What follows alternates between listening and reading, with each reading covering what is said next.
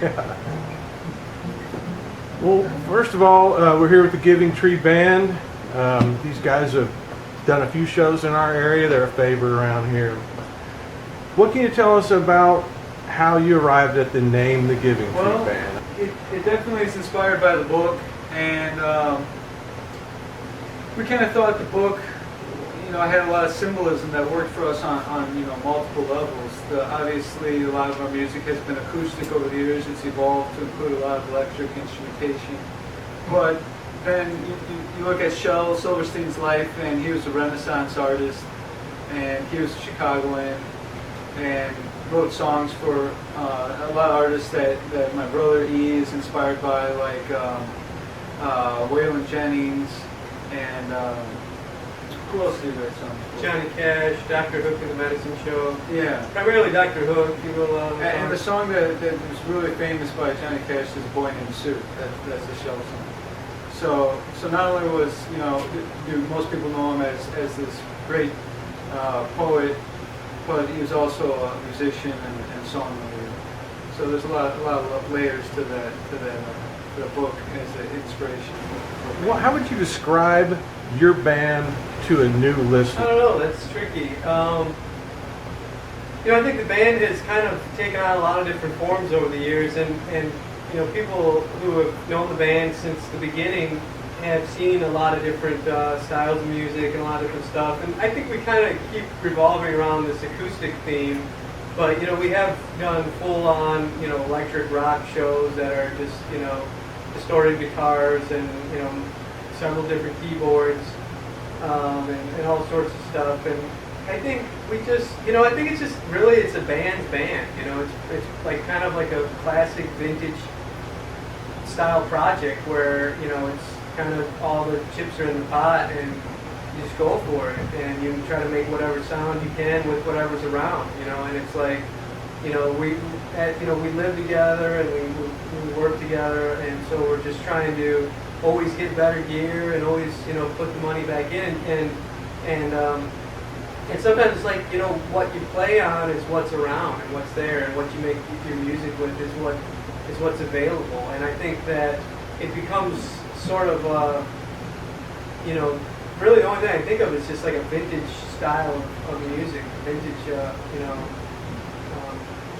classic style, but with a modern twist, because we're really still trying to push the envelope and keep it fresh and do something new and do something that other bands,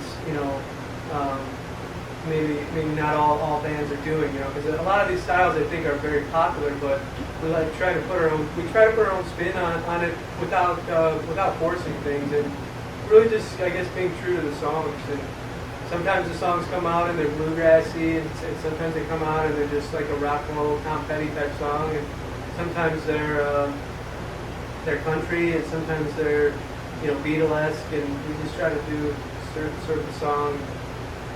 I don't know how you would say that in the shorter way. How would you describe your songwriting process? When you guys typically write a song, are there a number of different ways that happens, or can you maybe pick a song and tell us how it was written? Well, there's a lot of different ways. I think, primarily myself and my brother are the main, at least lyricists for the band, and have written probably several hundred songs over the years.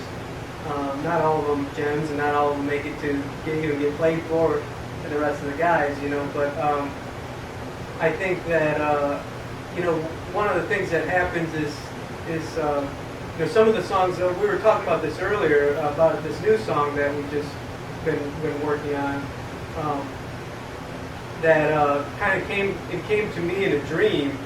And a lot of the songs that I write generally they'll either be like a flash, and I'll have everything, chords, lyrics, or they'll be in this dream state where I'm like right before going to sleep, if I get any sleep that night, and all I have to do is try to bring it back. But this new song called "Thought of Living Loving You," I was at a concert in a dream, and my brother was singing the song, and so it sounded like a song that he wrote.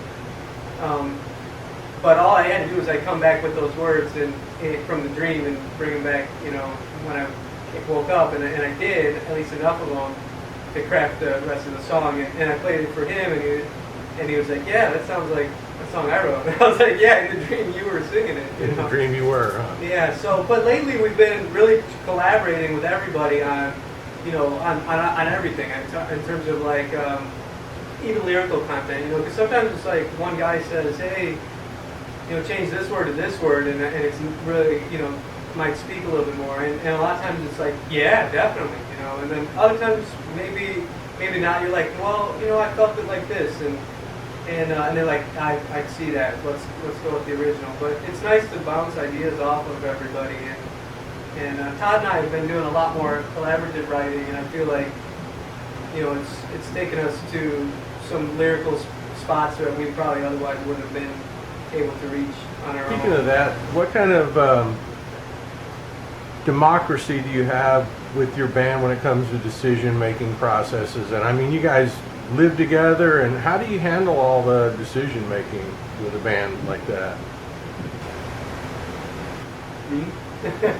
Yeah. Well, it's, I guess you could say that my brother and I formed the executive branch, and Okay, right? and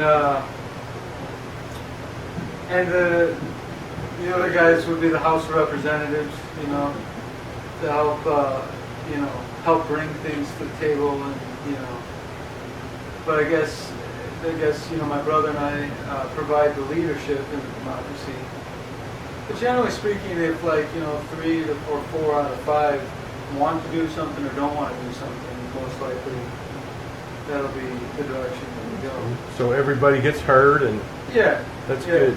But I think it's important to have leadership because it also takes pressure off certain people. It helps people to it helps everybody to play to their strengths. Right.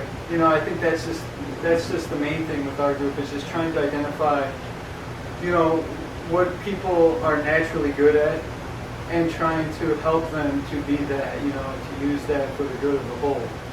And that's sort of the way that we operate. But it's pretty easy when you only have a handful of guys, and it's been working. I think there's a growing process, like there would be for anything. But it's just like a lot of other situations where you have a team, you have a little bit of leadership, and you have a lot of other people that provide a spark in a lot of different areas. And when that's the case, things can really work. If you had to choose a song in particular that you're proud of for whatever reason, would you elaborate on that and share that with us? I'm really proud of a couple songs off of our last record, Distillerador, Brown Eyed Women, how that turned out. I really thought that was a nice piece of work, and Dead Heroes, I like that. You guys got any songs that stand out that you feel most proud of that we created? No. No, actually. I'm still waiting for that. Waiting for that right song. We're so close though. Yeah. We're close. I think we just did another one too in the studio that'll be on our new record, which I feel like is just really Well, we've got a song to help us with with the which one? Well, the one you were talking about, the 1 minute. that too. I mean, I think that there's it's a tricky thing to go from like coming up with the song and capturing it, and I think for us, some of these songs we played for a long time, and they mean different things to different people. Even sometimes they even mean more to an audience member than they actually mean to us. Like there's been songs where I wrote in out in the mountains or something in California, just staring in the moonlight by myself and thinking it's nothing, thinking just, I don't know, this is just a couple chords and some words, and then you play it, and over the years, and then someone else is like, that song saved my life, and you're like, that for that one? But I think that's the whole beauty of music. It's like, it's not something that you can really know how far or what a song's going to do for a certain person, and what a part's going to do, and what a melody might do to just be someone else's favorite song. I think for us, I think we just at least for the most part, I think we just enjoy playing and just, there's some songs that's like, especially live, they hit a groove and and it just feels right. And then the next night, that same song might not hit that groove, So it's different, I guess, from studio to live. But I'm pretty happy with the Sillador, how that turned out. We were trying to capture a certain thing, and I'm really happy with these new songs we're working on too. It's a new song called Glow. Turned out really well that's going to be on our new record. And Live Love. I think Live Love's just a fun song to play. It's really great. It feels really good. You can go a lot of places.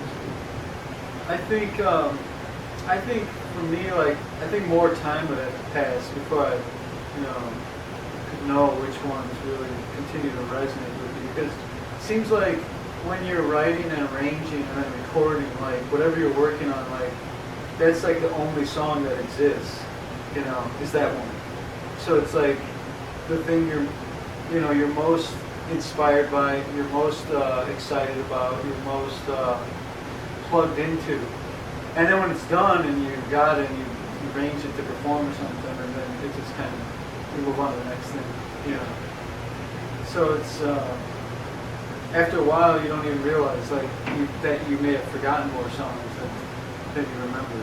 Can you tell me about any of the things that you would describe as breaks that have kind of helped you guys get heard and move your band out to bigger audiences or whatnot? Or We still think we're waiting for those. No, no, we've had a couple good ones. I would say the Grateful Dead thing was really fun. Yeah, we got when we recorded this song Brown Eyed Women, and made a video of it. We sent it to the Dead organization for their Dead Covers project, and they selected ours as the winner. And what that meant was that we got to be profiled on the homepage at dead.net for a while, and then they screened our video for that song at their annual meetup at the movies. So it played at theaters all over the country, and then it just played on a lot of radio stations and a lot of Grateful Dead hours, and really introduced us to that community, which is a really large and passionate fan base. So that was pretty cool. That was pretty cool, and it was an unexpected kind of break.